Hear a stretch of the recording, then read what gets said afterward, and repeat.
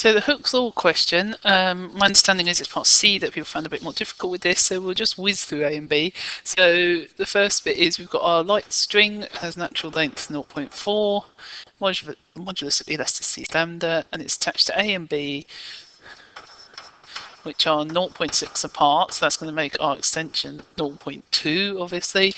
And the tension in the string is 8, so this is just using Hooke's law, which is tension is lambda x over L.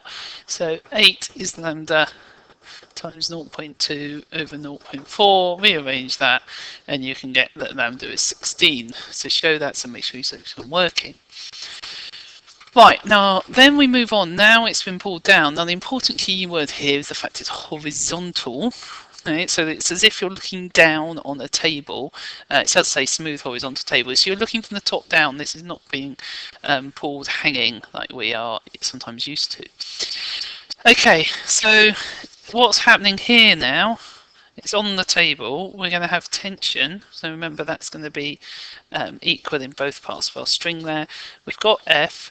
If we actually looked at half of the string here, that's 0.3 because we need that triangle. And I'm going to call that angle theta. So it's at rest, so it's in equilibrium. Okay. So if I resolve in this direction, so the same direction as the force of F, then I can get that 2t cos theta is equal to F. Okay. Now, what do we know? Well, using part 1, tension is lambda x of L, so using Hooke's law again. Lambda is 16. Now our new extension, if that size is 0.4, that size is 0.3, that's 0.5. 2 lots of 0.5 make 1. Okay, and then take off the natural length was 0.4, so extension is now 0.6. So extension is 0.6, natural length 0.4. You can get that the tension is 24. I can then look at my triangle, and I'm resolving in this direction, so that's the adjacent side, which is why I've got cos, and now I've worked out the lengths, you can see cos is going to be 4/5. So using this equation, 2 times 24 times cos of my angle is going to be my force, so my force is 38.4 Newton. That's already written on there, just wanted the value of F. Right, the last thing is then the slightly more complicated. So it's now released from rest, and we're given that the mass is 0.3.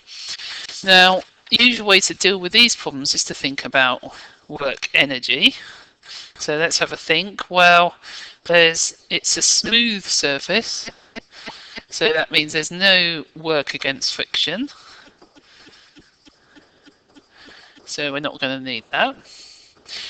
Also, because it's horizontal, so that means we don't have to consider gravitational potential energy. Not that there isn't any, but there's just no change in gravitational potential energy. Kinetic energy, yes, because it starts from rest, and we want to know the speed at the end. And elastic potential energy, yes, because the string is extended. Okay, so there's the ones we need to look at. So at the start and at the end, which is the line AB, we need kinetic energy and elastic potential energy. Okay, so at the start, no kinetic energy.